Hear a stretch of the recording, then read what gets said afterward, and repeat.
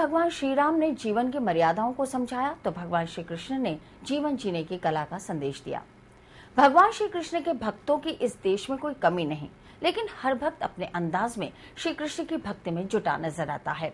अजमेर में भगवान श्री कृष्ण के ऐसे ही एक भक्त हैं LIC से सेवानिवृत्त अधिकारी बाबूलाल सफरा, जिन्हें शौक है श्री कृष्ण से जुड़े चित्रों, पांडुलिपियों और भगवत गीता के संग्रह का। सफरा के पास इन सब के अलावा भी दुर्लभ पांडुलिपियों सहित प्राचीन वस्तुओं का अच्छा खासा संग्रह है। बाबूलाल सफरा के संग्रह में आज 11 तरह की गीता के साथ ही संस्कृत और फारसी में गीता के सार की पुस्तकें भी मौजूद हैं। सफरा के पास गीता पंचरत्न की पांडुलिपि भी मौजूद है, जिसमें भगवान कृष्ण के उपदेश, भीष्म पितामह का तीरों की शैया पर सोना सहित अनेक हस्त निर्मित चित्र भी हैं। सफरा के पास भगवान कृष्ण के अलावा भी दुर्लभ वस्तुओं का विशाल संग्रह है, जिसमें देश के तत्कालीन 50 से अधिक रियासतों के स्टैम्प पेपर, 121 वर्ष पूर्व इंदौर से अजमेर किया गया टेलीग्राम सहित बड़ी संख्या में डाक टिकट, सिक्कों और चित्रों का संग्रह है। सफरा अपने इस संग्रह को देश की सांस्कृतिक विरासत मानते हैं। उन्हें बस चिंता इस बात की है कि उनके बाद इस संग्रह को कौन संभालेगा।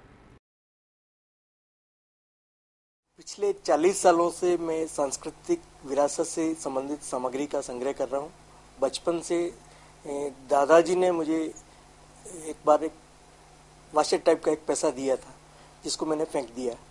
उन्होंने बुला करके पुचकार के कहा कि पैसा पुराना हो गया, लेकिन वो खोटा है, फिर भी पैसा लक्ष्मी का रूप है, ऐसे किसी चीज़ की बेकदरी नहीं करते। तब से मुझे लगा, मैं सारी चीज़ें सहेज करके रखने लगा। सबसे पहले मैंने, जब कोई मेरी उम्र 11 साल की रही होगी, तो गांधी शताब्दी वर्ष पे एक गांधी जी के चित्रों की 100 चित्रों की प्रदर्शनी लगाई। उसके बाद में मैंने पैसे मतलब कॉइन्स कलेक्शन का स्टार्ट किया। तब से हजारों की तादाद में सिक्कों का संग्रह मैंने किया है।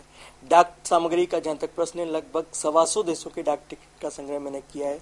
5000 से अधिक डाक टिकट का कलेक्शन मेरे पास है। मल्टी डायमेंशनल कलेक्शन हमारे हस्तलिखित ग्रंथों का, पांडुलिपियों का, चित्रलेख, पेंटिंग्स, इवन परफ्यूम बोटल्स और हमारी विरासत से रिलेटेड कोई सामग्री जिसमें कलात्मक पक्ष नजर आता है, चाहे वो संख सिप्पियाँ ही क्यों न हो।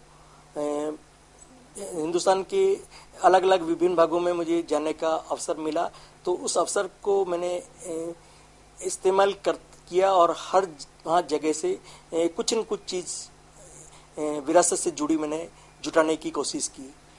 और आपके पास मेरे पास लगभग 11 प्रकार की विभिन्न भाषाओं की गीता है, जिसमें हस्तलिखित भी है। मिनिएचर पेंटिंग्स उनमें है। महाभारत और गीता से संबंधित श्री कृष्ण, अर्जुन, दुर्योधन सभी दृष्टिगोचर होते हैं उसमें। 3x4 इंच में मतलब मिनिएचर पेंटिंग बाल जैसे ब्रश से बनाई हुई है, और उसमें कलात्मक पक्ष इतना प्रबल है कि राजस्थान राज्य प्राच्य विद्या संस्थान ने इसे अति महत्वपूर्ण माना है। कई चीज़ों को उन्होंने इसका केमिकल ट्रीटमेंट करके जीर्णोद्धार किया, रिपेयर किया है। और मराठी, संस्कृत, अरबी, फारसी, हिंदी, गुजराती के अलावा अंग्रेजी इत्यादि कई भाषाओं में गीता का मेरे पास संग्रह है। क्या क्या दिखाया गया है जो अपन ने गीता देखी, इसमें पेंटिंगों में क्या क्या कर रहे हैं कृष्ण जी? जो मिनिएचर पेंटिंग्स, उसमें गीता पंचरत्न, उसमें 5 तरह के ग्रंथ हैं, और उसमें जो पेंटिंग्स बताई हुई उसमें महाभारत युद्ध की पृष्ठभूमि में श्री कृष्ण रथ पर सवार हैं, अर्जुन भी साथ हैं और वो सारथी के रूप में उन्हें गीता उपदेश दे रहे हैं। और दूसरे एक दृश्य में भीष्म पितामह सरसैया पर हैं, श्री कृष्ण और युधिष्ठिर के अलावा अर्जुन और दुर्योधन भी वहाँ हैं। तो अर्जुन तीर चला करके जमीन में बाण लगा करके, एक बाण तो उनके सिर के नीचे सिराने की तरह से लगाते हैं, दूसरे बाण से पानी की धारा छूटती है उनको उनकी प्यास तृप्ति के लिए। एक अलग पेंटिंग में सुदर्शन चक्र लेकर के वो मगर से हाथी को बचाते हुए हाथी ने प्रार्थना की तो वो नंगे पांव दौड़े आए, वो दर्शाया गया है। और इसके अलावा युधिष्ठिर मुनि वशिष्ठ से मंत्रणा करते हुए और भी कई दृश्य सूक्ष्म कलाकारी के साथ में, जिसमें गोल्डन रंगों का उपयोग भी हुआ है और अत्यंत कलात्मक समृद्ध हमारी विरासत का वो हिस्सा है। एक गीता जो हमारे अजमेर के सूफी संतों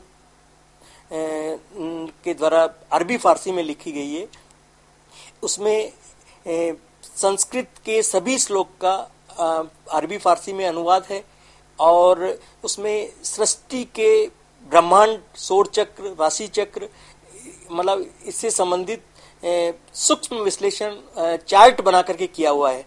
तो वो उस पर सुंदर विवेचना हुई है और उनका गहन उसमें अध्ययन और दर्शन उसका परिचय मिलता है कि कितना मतलब मुस्लिम संतों ने भी या मुस्लिम लेखकों ने भी कितना हमारे हिंदू ग्रंथों का गहन अध्ययन किया और उस पे अपनी विवेचना दी।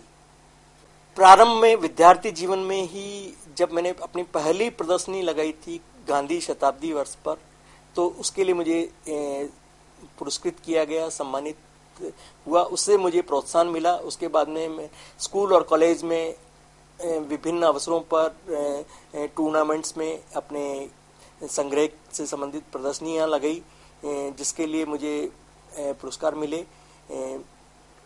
जब मेरा पोस्टिंग झालावाड़ रहा 4 साल का, तब वहाँ के तत्कालीन जिला कलेक्टर प्रवीण गुप्ता जी, उन्होंने मुझे काफ़ी प्रोत्साहित किया। वहाँ पर झालावाड़ स्थापना दिवस के अवसर पर मैंने अपनी प्रदर्शनी लगाई।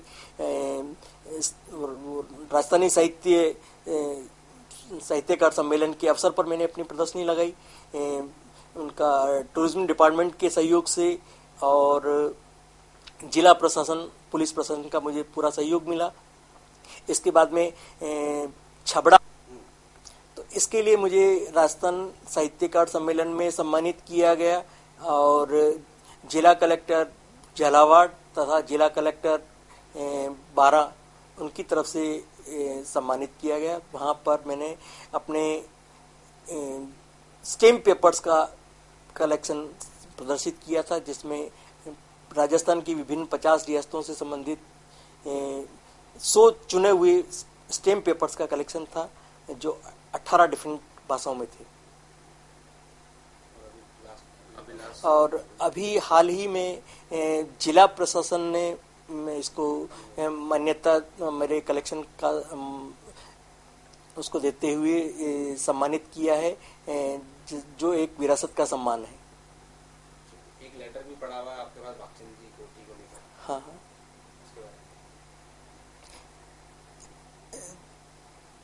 अजमेर में नगर से टीकम चंद जी सोनी वो शख्सियत थे जिनको ब्रिटिश गवर्नमेंट ने सर की उपाधि दी।